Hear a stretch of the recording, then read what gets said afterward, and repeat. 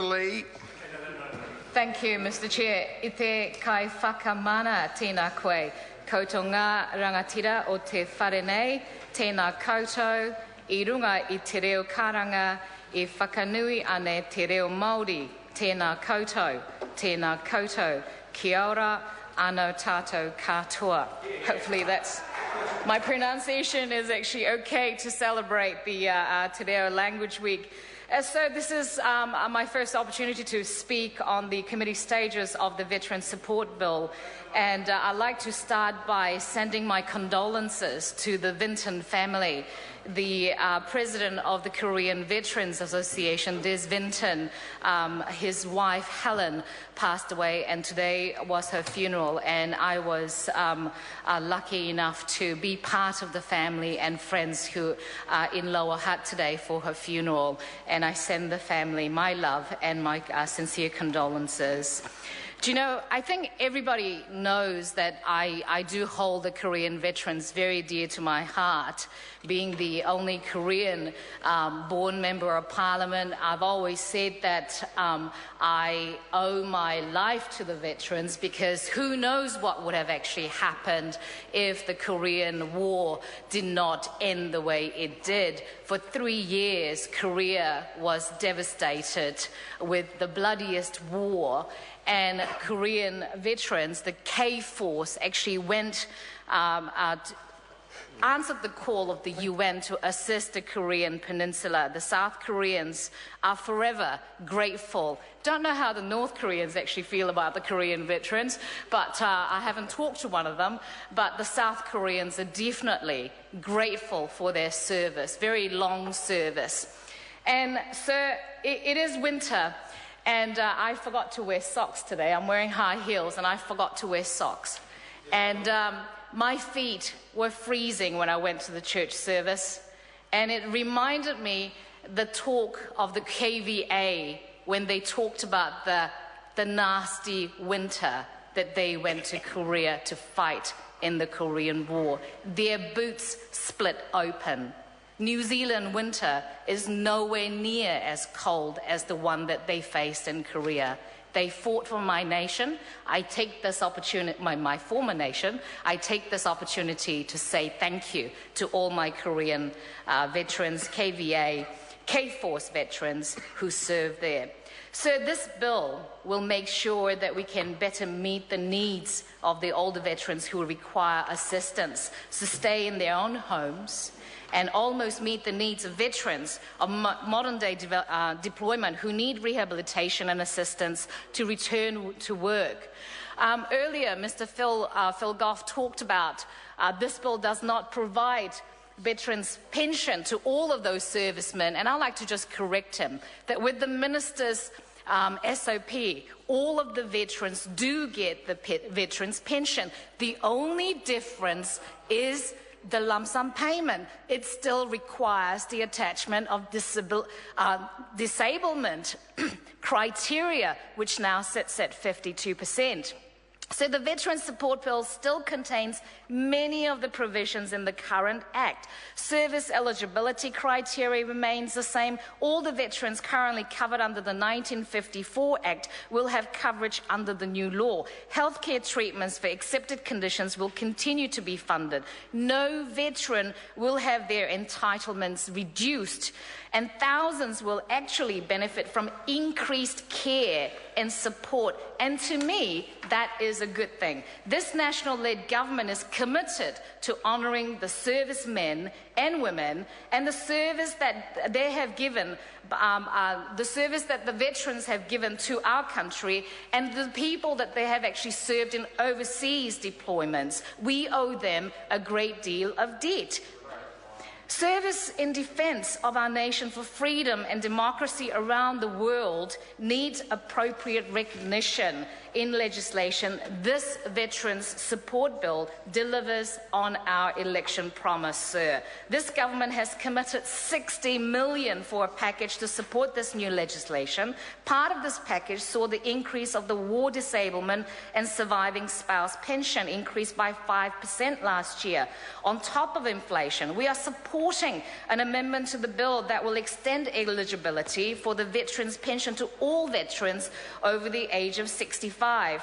Sir, I think it was my learned colleague to my right, Mike Sabin, who actually said in an earlier speech for this debate, I think it was actually the first reading, that he actually said that our veterans, our servicemen and women do not actually go to war or deployment overseas thinking that they're going to come back and actually get a lump sum. They actually do go in service for their country because they feel that it is the right thing to do. They are duty-bound, honor-bound. And actually, I was reading one of the books about the Korean War, and I read something that some of those men wrote. They actually went there on an adventure. It's very... Mr. Chair. Melissa Lee. Sorry. It's been a while since I did a committee stage for a little while, so I forgot what was needed. I was going to call you Mr. Chair, Mr. Speaker. I'm Mr. Chair. Yes, I was going to call you Mr. Speaker, and I realized that I had to call you Mr. Chair. Mr. Chair, they did not go to war because they felt that they were going to get a bigger pay at the end of it. They went for adventure. They felt that they were joining their friends in camaraderie in overseas nations that actually required their service. Korea was one of them. There were plenty of their service displayed on our walls. New Zealanders have gone to many, many wars, and they have served our people and the people overseas. And their service is recognized in this bill, sir. This bill will increase the number of New Zealanders eligible for veterans' pension by nearly 17,000 from 8,600 currently to more than 25,000. That is 19,900 veterans and about 5,000 spouses, sir. And importantly, it also means that thousands more veterans will benefit from any future changes provided to those on a veteran's pension.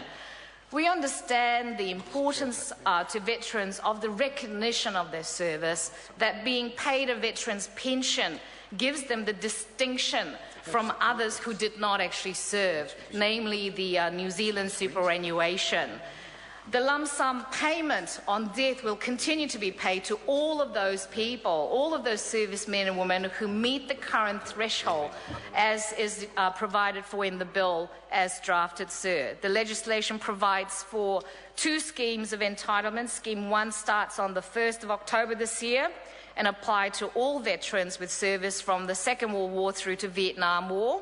And Scheme 2 starts on October the 1st in 2015 and applies to personnel with service post 1 April 1974, when ACC was introduced. It will be closely aligned with ACC entitlements as recommended by the Law Commission. So the government is committed to improving veteran support, and this is reflected in the bill as reported back by our Social Services Select Committee.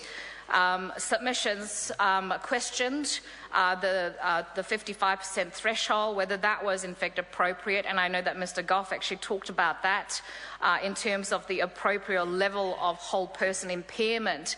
And I personally had difficulty trying to gather the way that Vans actually calculated the level of disablement as well, because when the total was calculated, it ended up becoming more than 100%. So the way we've actually done it now in terms of the percentage going up to 100%, and that they have now to be 52% disabled, they are entitled to the lump sum payment and the extra payment apart from the veteran's pension, sir, which is much clearer than how it was previously when disablements were lumped together, added together, and often it actually ended up becoming more than 100%. So I don't know if anybody is 100% disabled. I would have thought that meant you are actually not alive.